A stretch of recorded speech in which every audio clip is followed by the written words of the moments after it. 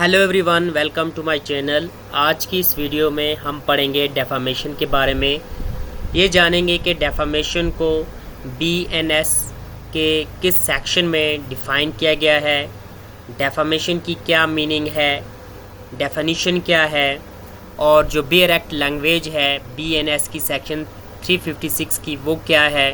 कुछ एग्जांपल समझेंगे, कुछ इम्पॉर्टेंट एसेंशियल देखेंगे और कुछ एलिस्ट्रेशन देखेंगे और पनिशमेंट देखेंगे कि डेफामेशन की पनिशमेंट क्या है। चलिए वीडियो को स्टार्ट करते हैं। उससे पहले अगर आप चैनल पर नए हैं, चैनल को सब्सक्राइब कर लीजिए, वीडियो को लाइक और शेयर कर लीजिए। चलिए स्टार्ट करते हैं। सबसे पहले हम डेफामेशन की मीनिंग को देखते हैं। डेफामेशन मीन्स मेकिंग और publishing a false statement or allegations about a person that harms or is likely to harm that person's reputation in the eyes of society is called defamation। ये defamation की simple meaning है। अब हम आगे चलते हैं, defamation की definition देखते हैं। Defamation is the act of damaging a person's reputation by making or publishing a false imputation about that person is called defamation। अब हम देखते हैं कि बेयर एक्ट में डेफामेशन को किस सेक्शन में डिफ़ाइन किया गया है। जैसे मैंने पहले ही बोला था कि हम जानेंगे कि किस सेक्शन में डेफामेशन को जो है बीएनएसएस के डिफ़ाइन किया गया है। सेक्शन 356 जो है हमारे पास बीएनएस का, उसके अंदर डेफामेशन को दिया गया है और हम बीएनएस के अंदर जो इसकी पनिशमेंट दी गई है डेफामेशन की, वो है अप टू 2 years और फाइन और both. Punishment imprisonment up to 2 years और फाइन और बोथ। ठीक है। अब हम इसमें जानेंगे कि जो सेक्शन 356 है उसके अंदर क्या जो है किस तरह डेफामेशन को जो है डिफ़ाइन किया गया है। चलिए देखते हैं। ये बेयर एक्ट लैंग्वेज है सेक्शन 356 की। Whoever by words either spoken or intended to be read or by sign or by visible representations or through electronic communication or otherwise makes, publishes any imputation concerning any person intending to harm or knowing or having reason to believe that such imputation will harm the reputation of such person is set, except in the cases hereinafter accepted to defame that person। ठीक है। ये bare act की language है जिसको BNSS के section 356 में दिया गया है और डिफ़ाइन किया गया है कि आखिरकार डेफामेशन होता क्या है। अगर अब हम बात करें इम्पॉर्टेंट एसेंशियल के बात करें डेफामेशन के इम्पॉर्टेंट एसेंशियल के, वो क्या क्या हैं। सबसे पहले हमारे पास है to establish the offence of defamation the following ingredients must be proved. First, there must be an imputation against a person.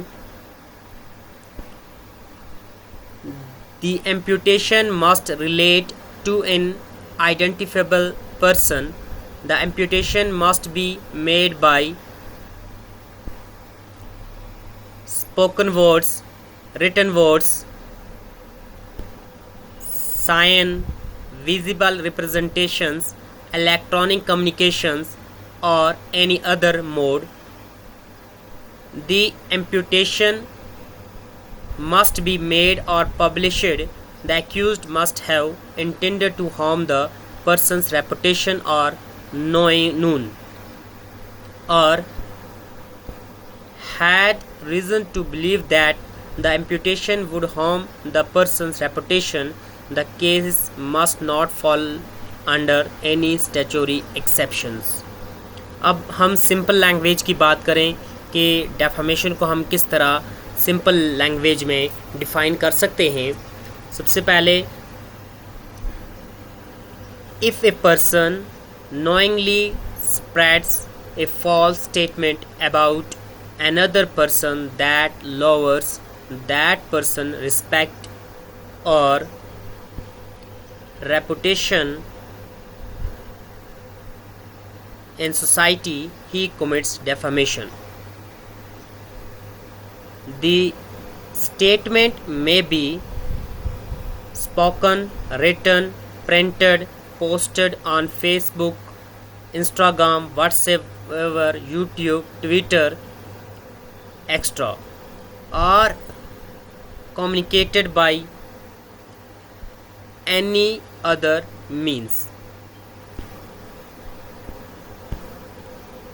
अब कुछ हम इम्पॉर्टेंट इलस्ट्रेशन देखेंगे जिसमें हम डेफामेशन को अच्छे से समझेंगे इम्पॉर्टेंट इलस्ट्रेशन से.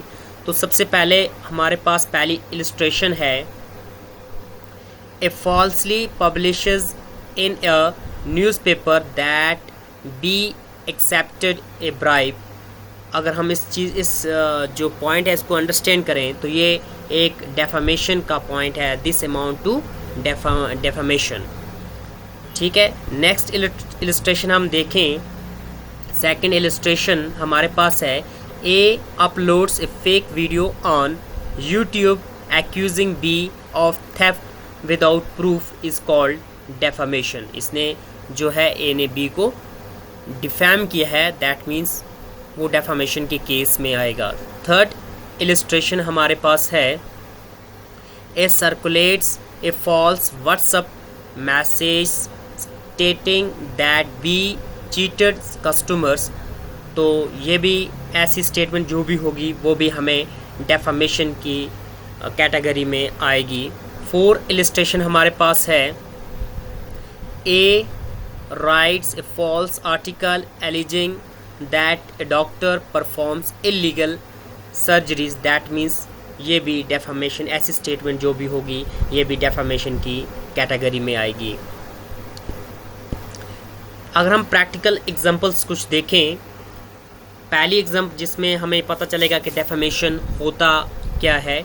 सबसे पहले प्रैक्टिकल एग्जांपल हमारे पास है,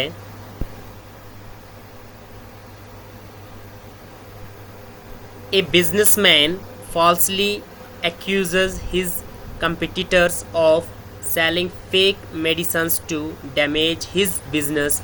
तो ऐसी जो भी स्टेटमेंट होगी, प्रैक्टिकल जो भी होगा ऐसा, उसको हम बोलेंगे इसने डेफेम किया है, डेफामेशन की कैटेगरी में आएगा. नेक्स्ट हमारे पास जो एग्जांपल है, a students falsely tells everyone that his teacher accepts money for passing examination. तो ऐसी स्टेटमेंट भी जो है डेफामेशन की कैटेगरी में आएगी. थर्ड एग्जांपल हमारे पास है, a lawyer is falsely accused on social media of taking bribes without any evidence. तो ये भी स्टेटमेंट जो है ये डेफामेशन की कैटेगरी में आएगी. फोर्थ हमारे पास है,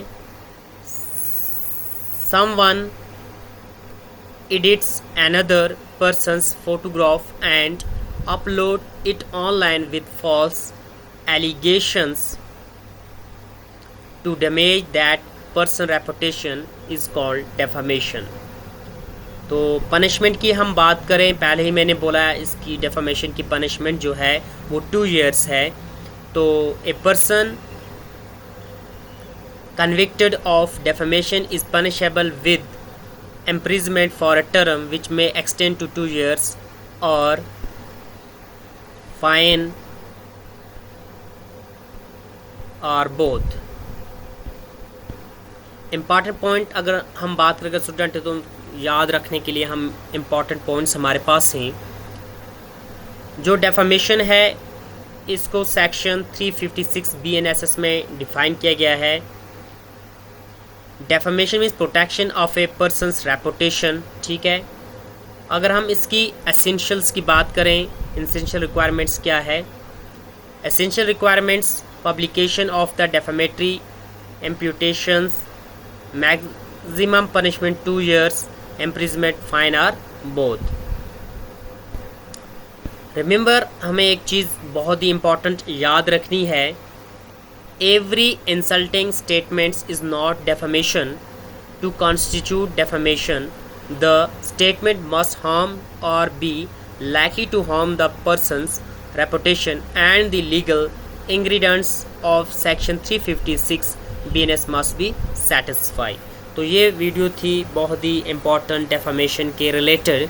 अगर आप PLLB BLLB के एग्ज़ाम की तैयारी कर रहे हैं, आपके किसी भी सिलेबस में जो है डेफामेशन का चैप्टर है, तो आप ये वीडियो देख लीजिए और इससे आप पॉज करके नोट्स लिख लीजिए, तो आपको एग्ज़ाम में अच्छे मार्क्स जो हैं आएंगे।